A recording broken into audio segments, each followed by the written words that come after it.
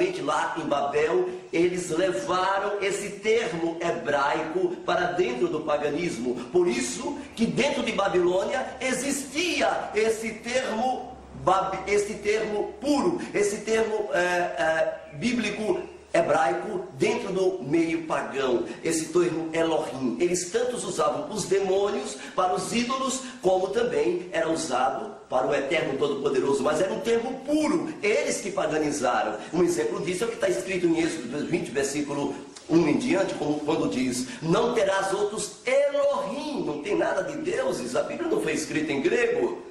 Não terás outros Elohims diante de mim. E foi escrito através do próprio Eterno. O Eterno, ele escreveu com a mão dele, a própria letra do Eterno escreveu e deu a Moshe ali no Sinai. E nós queríamos que vocês agora, entendendo exatamente essa questão dos nomes, como era o Eterno chamado, agora vamos falar de Jeová e Javé. As pessoas pensam que Jeová e Javé são os termos corretos que poderão ser empregados na pessoa do Eterno. Mas isso não é verdade, prezados ouvintes. Se você pegar a história, por exemplo, na Enciclopédia Ilustrada de Martins, no volume 9, na página exatamente 38, vocês encontram que Jeová, Javé, eram termos empregados pelos romanos.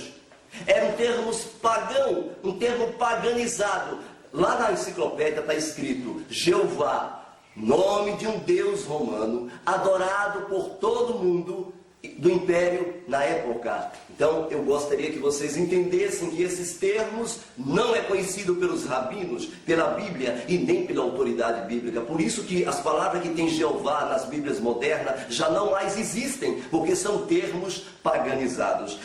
Indo adiante, nós queremos então que vocês prestem atenção de onde veio o termo que entrou na Bíblia. Eu gostaria que vocês entendessem uma coisa interessante. Quando Antíoco Epifânio dominou o mundo naquela época, a parte que ele coube foi a parte da Palestina. Ele então pegou os judeus e colocou o helenismo e começou a impor que os judeus se helenizassem, adorassem aos deuses de prata e ouro, aos deuses da Grécia. E uma das coisas que Antíoco Epifânio fez foi, dentro do templo sagrado, do templo que o Eterno mandou Salomão construir, eles colocaram a estátua de Zeus e mandou que os judeus sacrificassem um porco a Zeus. Os judeus se recusaram, mas quem se recusava eram mortos. Eles eram mortos sem piedade, prezados ouvintes, mas muitos heróis judeus mantiveram-se firmes, não adoravam em hipótese alguma e nem se curvavam diante do helenismo imposto por Antíoco Epifânio daquela época. E a estátua de Zeus, de alguma forma, permanece viva até hoje no nosso meio. Por exemplo, este termo Deus, eu quero que vocês entendam, convidamos aos estudantes da Bíblia a fazer uma breve reflexão. De onde veio esse termo Deus? Bem, esse termo Deus, gostaria que vocês entendessem, veio do grego. Esse termo Deus veio do grego. A palavra do dicionário de S.J. Freire, exatamente S.J. Freire, no seu dicionário, a gramática grega e dicionário, S.J. Freire deixou bem claro que a pronúncia Zeus é o mesmo que Júpiter para os romanos. Vem da palavra Dios na declinação. Na terceira declinação, Di. Na quarta declinação, nós temos Dia. Ou seja, o termo Zeus significa luz, dia, sol. Da palavra Zeus foi que surgiu o que vocês conhecem hoje, a palavra Theo. Por exemplo, o termo latim, teologia, é o mesmo que Júpiter, estudo de Júpiter, estudo de Zeus. Esta é uma palavra que tem uma raiz pagã. Introduzir esta palavra no meio judaico, no meio hebraico, ela é estranha. Ela soa estranho a uma mente hebraica. Uma mente de um judeu é difícil pegar o elemento pagão e colocar para que eles entendam como adoração. É difícil. E então, prezados ouvintes, essas declinações fizeram surgir as palavras latinas que adentraram na Bíblia como Deus. E eu quero que vocês entendam que dentre muitas outras palavras desta mesma natureza, ela evoluiu. E esta palavra, Deus veio também do Egito. Veio de Zeute. Os gregos, eles herdaram esta palavra do Egito. Você dizer, mas Deus não tem problema, é com D. A letra D é a terceira declinação da letra zeta, da terceira declinação do grego. S.J. Freire, dicionário e gramática, fala claramente sobre isto. Eles então colocaram este termo pagão dentro da Bíblia.